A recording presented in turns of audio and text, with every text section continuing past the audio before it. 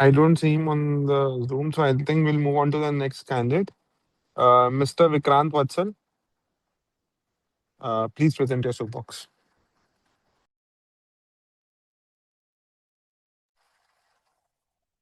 Vikrant, you can हाँ start your soapbox. हाँ sir. Vikrant, आप स्टार्ट कर सकते हो अपना soapbox. आप सब लोगों को नमस्ते। मेरा नाम विक्रांत बत्सल है। मैं मुजफ्फरपुर बिहार का रहने वाला हूँ।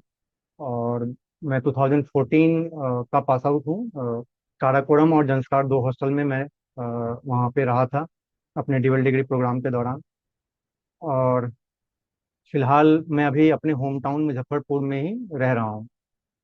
और इंडस्ट्री वाइज कहा जाए तो मैं पास आउट होने के जस्ट बाद जो है मैं कोटा मूव किया था। और कोटा मूव करने के बाद फिर मतलब जेई नीट सेगमेंट में 3 साल पढ़ाने के बाद मैंने खुद की अपनी कोचिंग 16 तक दिल्ली में भी चलाया।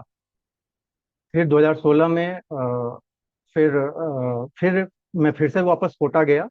और फिर कोविड के बाद जो है बाई चांस ऐसा हुआ कि मैं रिसोर्सेज इकट्ठा कर रहा था कि मैं फिर से अपने होम टाउन में वापस आ सकूं और यहाँ पे काम कर सकूं।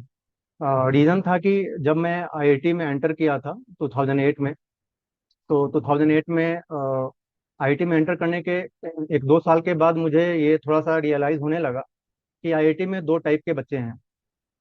एक जो है काफ़ी रिसोर्सफुल बैकग्राउंड से जो है आईआईटी में पहुंचे हैं। और एक जो है थोड़ा सा एवरेज या बहुत ज़्यादा जो है मतलब कह सकते हैं गरीब फैमिली वाले बच्चे जो हैं वो आईआईटी पहुंचते हैं। तो मैंने बहुत सारे बच्चे ऐसे भी आईआईटी में देखे हैं जो थर्ड जनरेशन आईआईटीएन उनको कह सकते हैं। थर्ड जनरेशन का मतलब दादाजी आईआईटीएन, पिताजी आईआईटीएन और वो खुद बेटा जी भी आईआईटीएन बने हैं।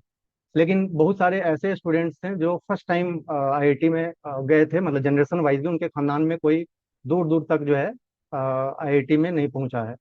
तो वो बाई मतलब जो है एक संयोगवश जो है वो आईआईटी में पहुंच गए। जैसे मैं अपना ही एग्जांपल दूं तो मैं मेरी स्कूलिंग जो है गांव के सरकारी स्कूल में हुआ 10th तक। थोड़ा मेहनत करने की वजह से ऐसा हुआ कि मैं स्टेट बोर्ड में टॉप 10 में आ गया।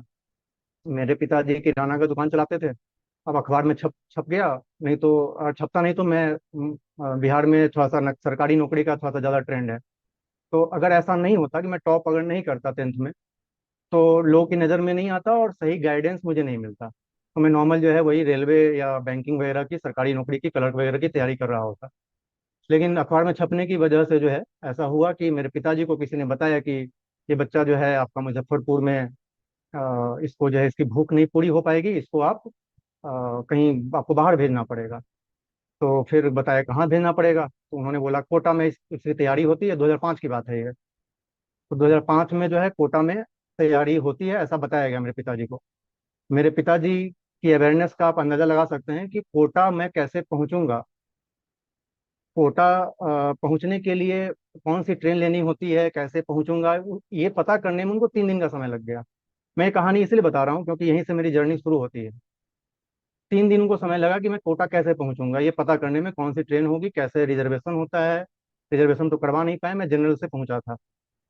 रीजन था कि वो 100% स्कॉलरशिप मुझे ऑफर किया गया था, रहने खाना पढ़ना सब जो है वो कोचिंग वाले ही करवाते हैं, इसलिए वहाँ पे पहुंचा दिया गया कि भाई जाओ अब जनरल में बैठ के जाओ पहुंचो वहाँ पे।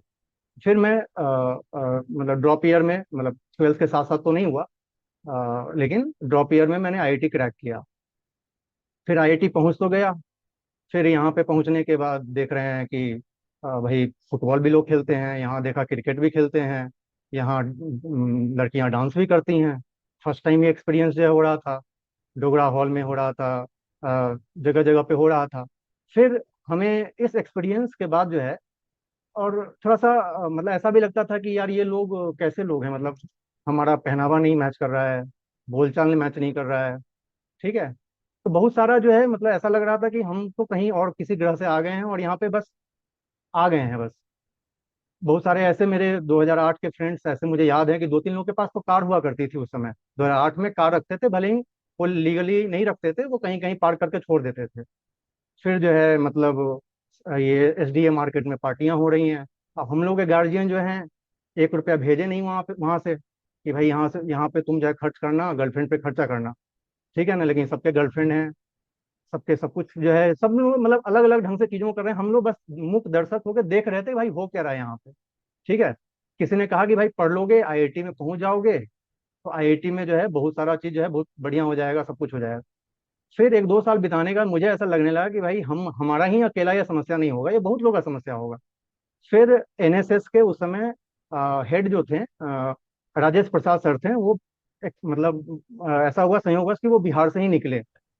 फिर मैंने उनसे ये बात शेयर किया कि भाई ठीक है मुझे तो दिक्कत आ रही है, लेकिन ये दिक्कत बहुत सारे बच्चों के साथ होगी और ये छुपा रहे होंगे, ये सरफेस पे नहीं आ रहा है। तो उनसे डिस्कशन के बाद जो है ऐसा हुआ कि फिर उन्होंने सुझाया कि कुछ अगर तुम करना चाहते हो तो हमारे तरफ से सपोर्ट The मिलेगा, मैं time जैसे is बता। up. ठीक है, ठीक है, तो किसी को कुछ पूछना होगा तो। ये रजिस्टर्ड ट्रस्ट आईआईटी दिल्ली में ही हमने शुरू किया था।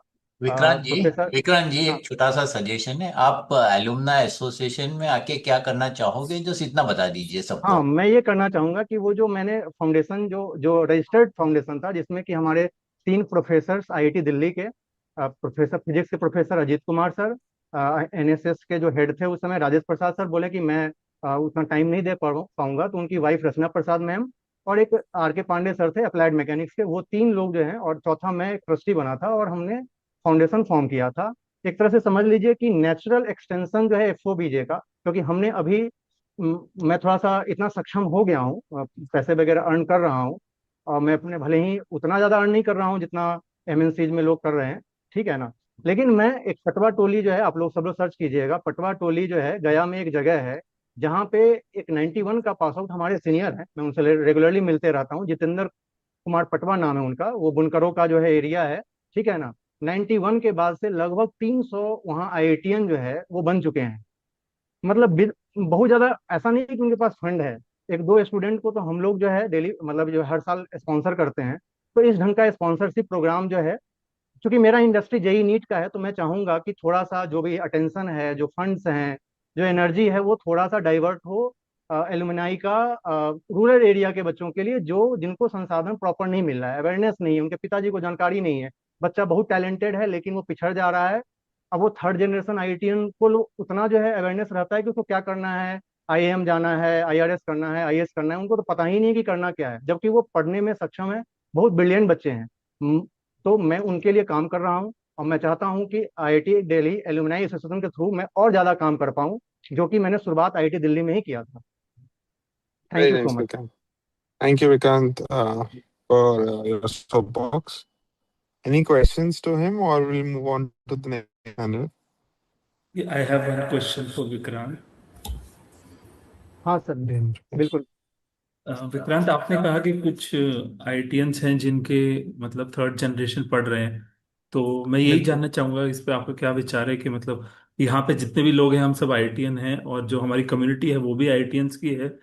तो मैं तो चाहूंगा कि उनके आगे बच्चे आके आईआईटी में पढ़ें और आईआईटी से भी बेटर बिल्कुल इंस्टीट्यूशन में बिल्कुल। पढ़ें। लेकिन जो फर्स्ट जनरेशन वाले जो जो मतलब जिस सिचुएशन को फेस करते हैं, जो उनको समस्याएं आ रही है, वो भी एड्रेस होना चाहिए कि ठीक है, मतलब उनको उतना रिसोर्सेज नहीं है, उनको उतना इन्फॉर्मेशन नहीं है, उनको उतना जो है जानकारी नहीं है, जिसकी वजह से थोड़ा सा उनको जो है दिक्कत आती है।